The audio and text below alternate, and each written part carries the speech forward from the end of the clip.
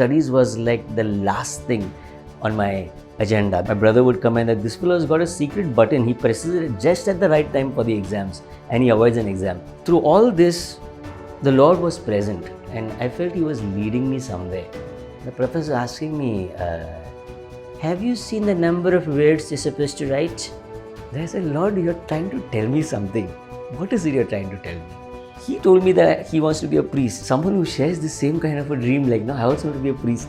This is where I'm supposed to be.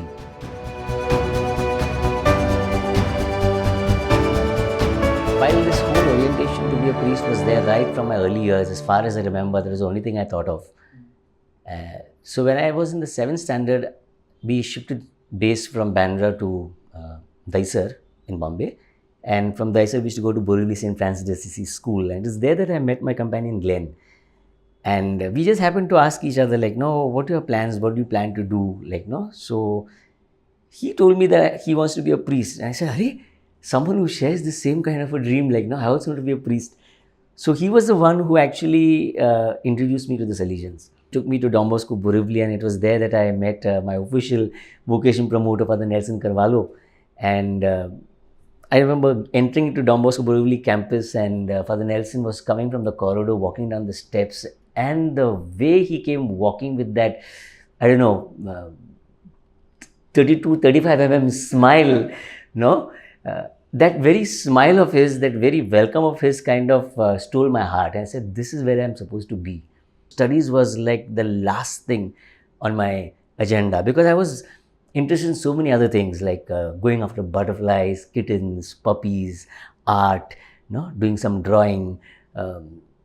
So much so I remember missing one, going late for an examination because there was a little kitten on the road and I wanted to build a kind of a shelter for the kitten.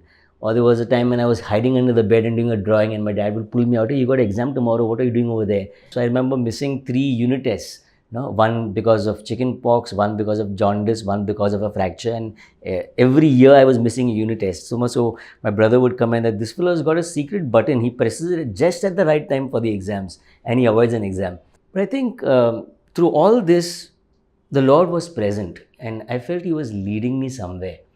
No? So when I joined Lonavala, the aspirantate, it was like what you call a whole new world, an entire platform that opened up for me. It was like all the latent talents that I wanted to hone, like, no, there was a ready platform. Whether it was music, theatre, elocution, the kind of stage that I saw there, no, it somehow like it captured my imagination.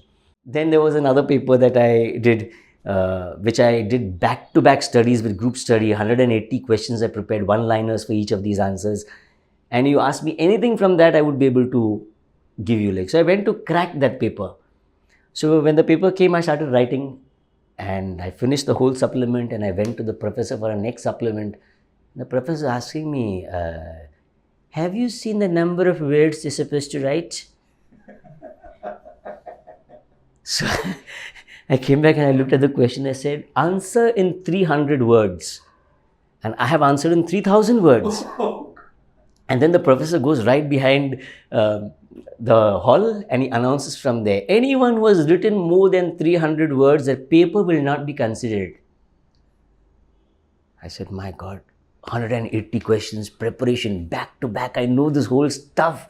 No, I started cancelling and cancelling and cancelling, keeping just the core of things. Hopefully this should amount to 300 words and my paper will be considered, like, no? 47 out of 100. Then I said, Lord, you're trying to tell me something. What is it you're trying to tell me? Then was the decision I said, forget all this ambition, forget all these marks, forget all this kind of name you're trying to create, study for the priesthood.